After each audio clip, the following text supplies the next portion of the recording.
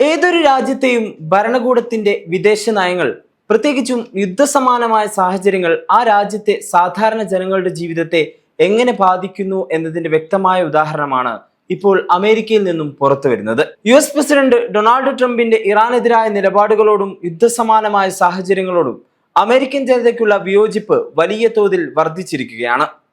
എന്തുകൊണ്ടാണ് അമേരിക്കക്കാർ സ്വന്തം സർക്കാരിന്റെ തീരുമാനങ്ങളെ ഇത്രയധികം എതിർക്കുന്നത്? യുദ്ധം അമേരിക്കൻ കുടുംബങ്ങളുടെ ബജറ്റിനെ എങ്ങനെയാണ് തകിടം മറിച്ചത്? ഇന്ന് നാം വിശദമായി പരിശോധിക്കുന്നത് ഈ വിഷയങ്ങളാണ്. അടുത്തിടെ പുറത്തു വന്ന PBS NPR മാരിസ്റ്റ് പോൾ സർവേയുടെ ഫലങ്ങൾ ഭരണകൂടത്തിന് വലിയൊരു മുന്നറിയിപ്പാണ് നൽകുന്നത്. ഈ റിപ്പോർട്ട് പ്രകാരം അമേരിക്കൻ ജനസംഖ്യയിലെ 60% ആളുകളും പ്രസിഡന്റ് ട്രംപ് ഇറാൻ വിഷയം കൈകാര്യം ചെയ്യുന്ന രീതിയെ കടുത്ത ഭാഷയിൽ എതിർക്കുകയാണ്. ശ്രദ്ധിക്കേണ്ട ഒരു കാര്യം, കഴിഞ്ഞ മാർച്ചിൽ ഈ എതിർപ്പ് 54% കുറഞ്ഞ മാസങ്ങൾക്കുള്ളിൽ വിയോജിപ്പ് 6% വർദ്ധിച്ചു എന്നത് ജനങ്ങൾക്കിടയിലെ വർദ്ധിച്ചു വരുന്ന അതൃപ്തിയെയാണ് സൂചിപ്പിക്കുന്നത്. നിയമവിരുദ്ധമായി ആരംഭിച്ച ഈ യുദ്ധസമാന സാഹചര്യം രാജ്യത്തിന് ഗുണത്തെക്കാളേറെ ദോഷമാണ് ചെയ്തത് എന്നാണ് ഭൂരിഭാഗം അമേരിക്കക്കാരും വിശ്വസിക്കുന്നത്.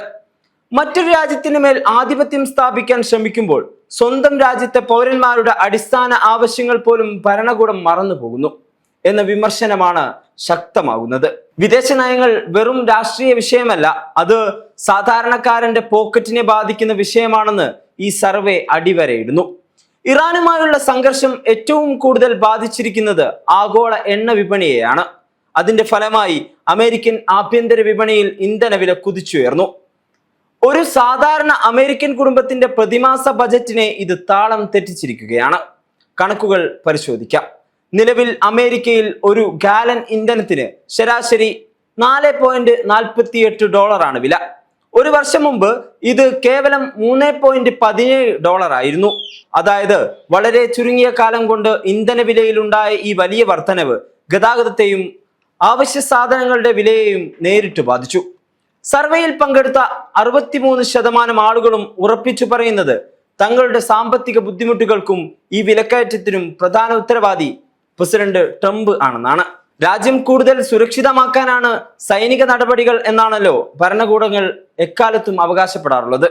എന്നാൽ ഇവിടെ അമേരിക്കൻ ജനത പറയുന്നത് മറ്റൊന്നാണ്. സർവേ പ്രകാരം 61% പേരും വിശ്വസിക്കുന്നത് അമേരിക്കയുടെ സൈനിക നടപടികൾ രാജ്യത്തിന് ദോഷം മാത്രമേ ചെയ്തിട്ടുള്ളൂ എന്നാണ്.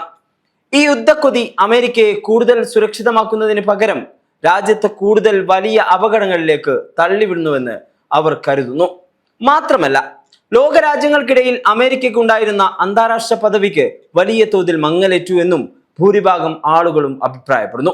മറ്റൊരു രാജ്യത്തിന്റെ ആഭ്യന്തര കാര്യങ്ങളിൽ അനാവശ്യമായി ഇടപെട്ട് യുദ്ധം വിലക്ക് വാങ്ങുന്നത് സാമ്രാജ്യത്വത്തിന്റെ കാലഹരണപ്പെട്ട രീതിയാണെന്ന് അമേരിക്കൻ ജനത തിരിച്ചറിയുന്നു എന്നതിന്റെ സൂചനയാണിത്.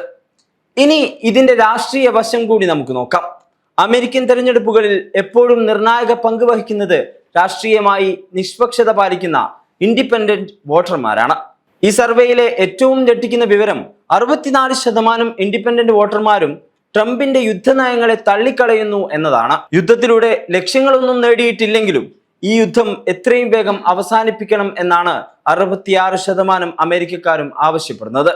ഇറാനുമായുള്ള യുദ്ധം നീണ്ടുപോകുന്നത് വരാനിരിക്കുന്ന തെരഞ്ഞെടുപ്പിൽ റിപ്പബ്ലിക്കൻ പാർട്ടിക്ക് കനത്ത തിരിച്ചടിയാകുമെന്ന് രാഷ്ട്രീയ നിരീക്ഷകർ മുന്നറിയിപ്പ് നൽകി കഴിഞ്ഞു.